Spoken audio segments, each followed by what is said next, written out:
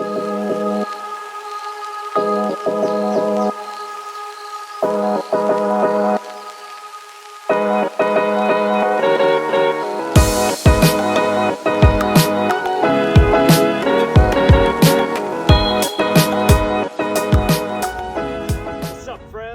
up, clubs? All right, so we're going to continue our discussion on the golf swing, and we get to do something really fun. We finally actually get to hit a ball today. So we're going to be talking about the release, right? We've done a lot to this point. We've done takeaway, backswing, transition, downswing. Now we get to do the fun part, which is release. So with the release, there's lots of different ways to release the club.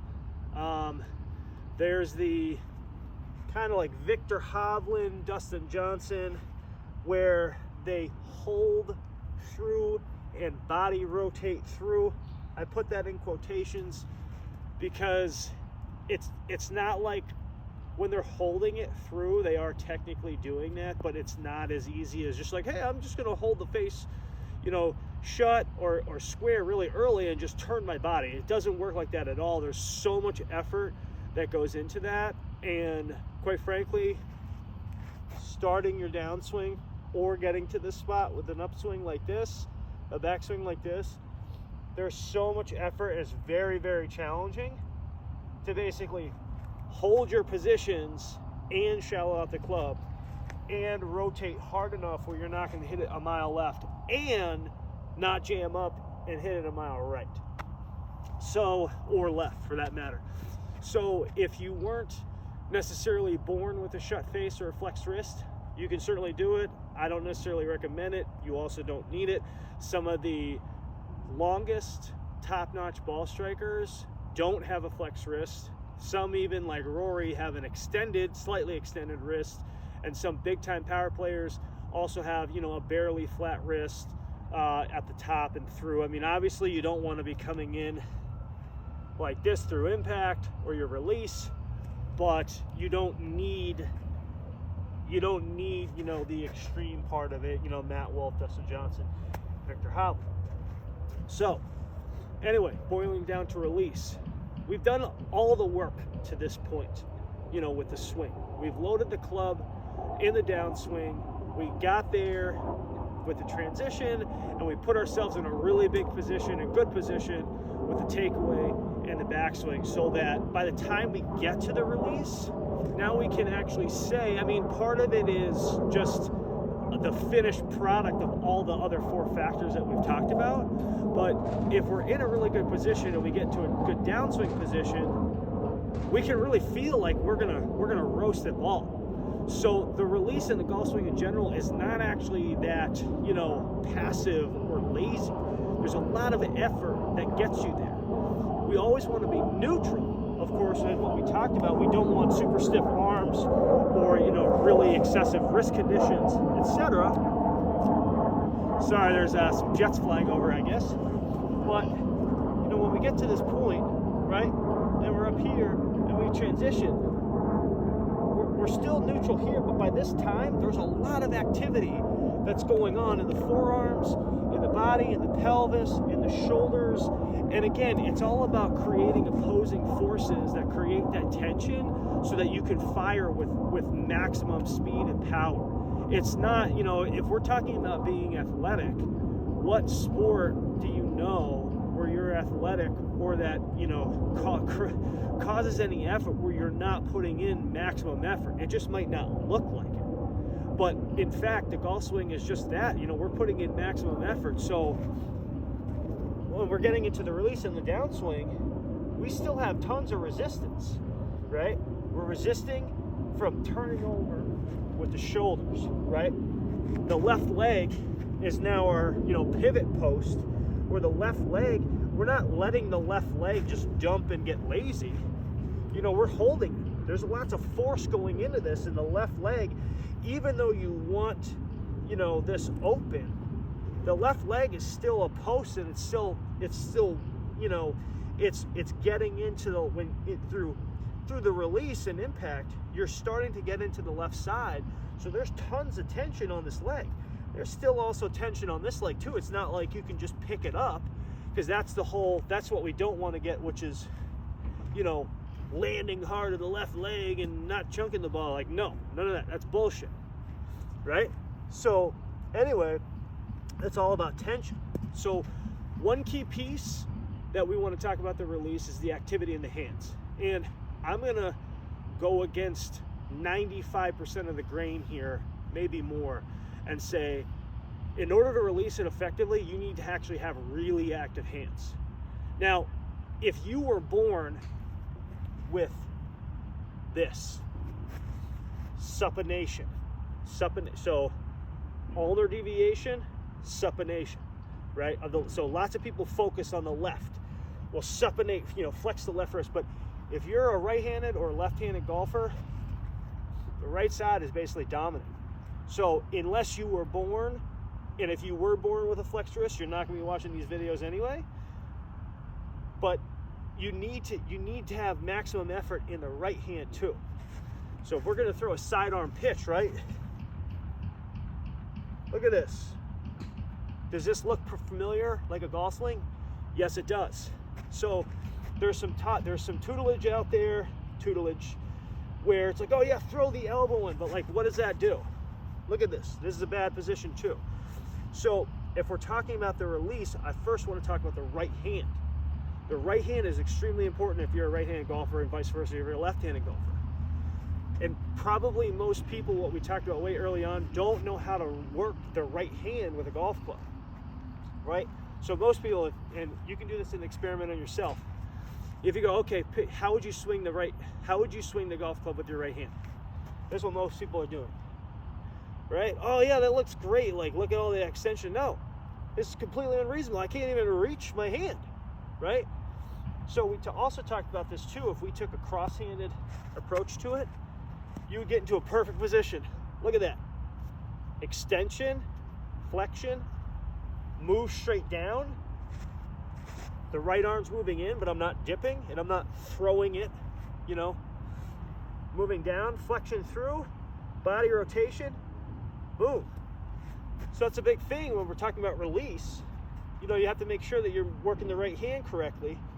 And through here, the right hand, and this is something that you can do separate. So if we just want to focus on the release here for a sec, I want you to feel if you ever felt this through impact, right?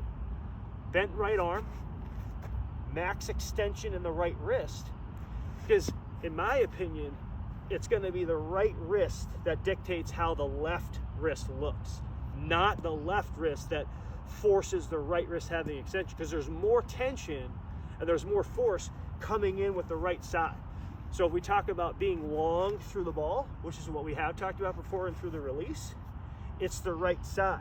So we're probably going to be spending a little bit of time on the release because it's really important. And it might help you work backwards, as we talked about, where it's not necessarily A to B to C to D. Maybe you go from A to D to B, then to F to K, etc. So anyway, back to the release. As a drill, I want you to feel this, right? I want you, so basically, you're talking about start the club vertical. So for now, ideally what we want to do is the drill is just right hand, like our backswing and takeaway, our takeaway and backswing, right? I want you to feel this just with the right hand. Feel how much tension and load is solely on the right hand. And I want you to feel how your wrist naturally extends, right? This is extension. So we're up here, okay, coming down. So this is the drill when we get to this point. And it's important that you focus on the takeaway, because most people that don't do an outside takeaway, who do the early roll, you can maybe get to this point, but your natural tendency is always to roll it into the inside. And we want to break that habit. So any chance that we get, we want to break this, rolling to the inside. So even if you have to do it with two hands, I want to try it with one hand. Remember, handle in, up, right? Transition, downswing, so much force, but look at what I'm not doing. Look at how I'm not dipping. So the drill here is feel that right side. and we're not using a lot of force through the ball, but I want you to feel what it's like. This is how impact should feel, right? Second piece of that, when we're coming through here, so it's like you're throwing a sidearm pitch, except you're not tilting, right? And you're not excessively bringing in your right elbow, okay? Because even when we're pitching, it's not like we're just dragging the right elbow. You know, the right elbow's here and you're starting to release, okay? So that's what we talked about last week, bringing it into that right side, the right knee. So if you have a club here, I want you to feel this, feel the way your body looks. This is very athletic. I'm ready to fire and release through. Then with a square, slightly open club face, right? I want you to feel, how would you square the club face, right? Would you go like this? No, you wouldn't. That's bad. Supination. See how I'm going lower? The club face is squaring, but I'm not turning it over and I'm not flipping, right? I'm coming down and I'm supinating, right? So when you're coming through, and again, this is what the whole shoulders down the line thing is, I want you to feel this. So now all of a sudden I have a shut club face. So if my pelvis rotates, my shoulder stays down the line, now look at my position, right? Would you like to have this position? Yes, you would. So how to get there, again, the drill, feel this. Most likely, you have probably not felt this before, right? And let your body work around that. So here's another sort of hot take, so to speak, is I believe that pros are so good and rotate the way that they do, or at least anybody that you'd want to copy, because they were born with this. They were born with the ability to flex and extend their left and right wrist, okay? So because they can square the face so early, that allows them to rotate the way that they do. But if you are an extended wrist, it doesn't really matter how fast you can turn your body, because the club face is never gonna be square. And you're not gonna be able to hit it. You're gonna jam up, throw it left, slice it, etc., shanks, all that. So for this, with the release, and again, this could translate into the rest of your swing, but again, just a reminder, any chance you get, you wanna feel this. Handle in and up, handle in and up, handle in, club face up, handle in and up. Then we get down here. So we get to here, right? Obviously don't hurt yourself, right? Feel that tension, feel the extension. Okay, how do I square this up without squaring it with my body? Supination, right? My shoulders stay down the line, but my pelvis is open. My sternum is now open. My shoulders, my left arm is starting to separate, right? We don't want a flying elbow. I'm just, showing you. Down here, okay, how am I gonna do it? So if my body didn't move at all, right? How would I square this club face? It's the supination to come through. Look, I'm not turning at all,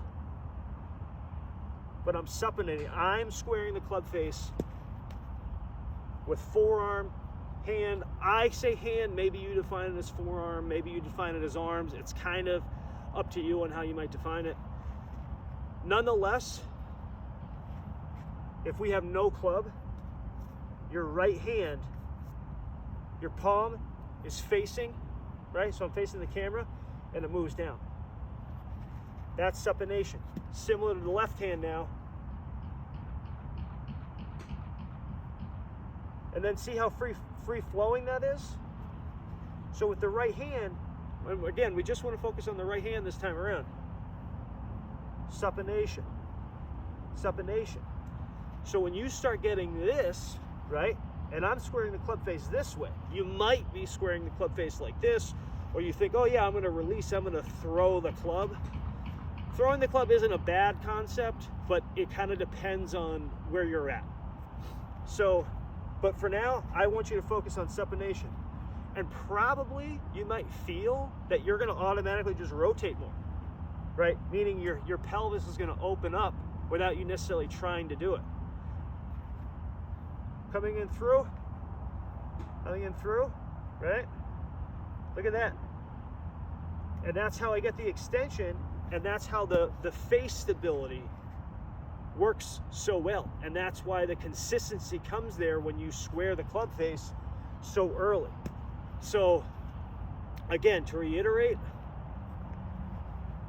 you are squaring the club face not with your body, not with a flip, supination.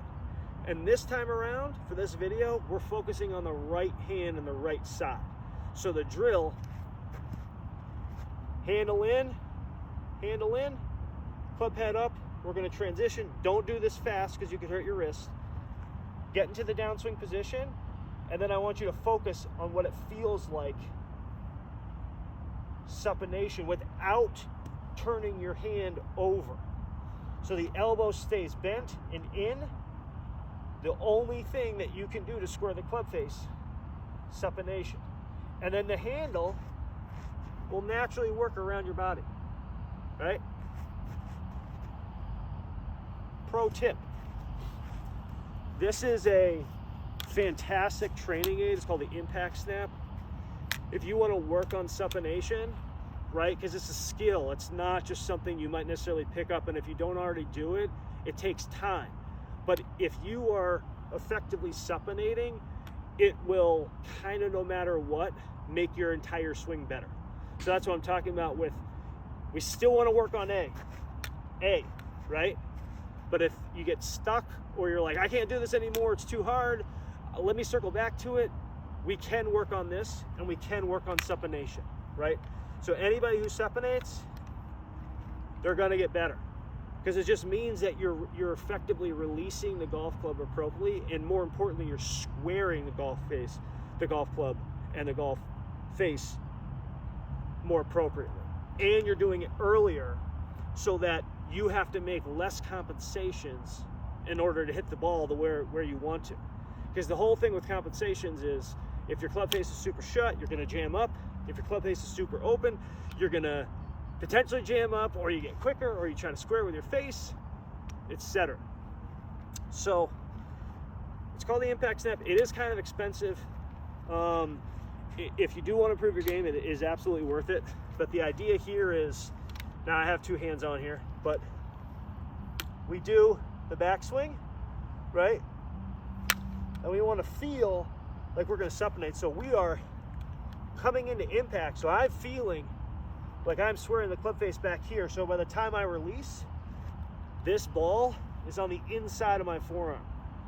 You can also do it hitting the outside, but hitting underneath. But if you are like this, it means that you're flipping, right? So that means that you're flipping, so it's on the outside. But if you're supinating, right? How many times have we seen this position from Rory?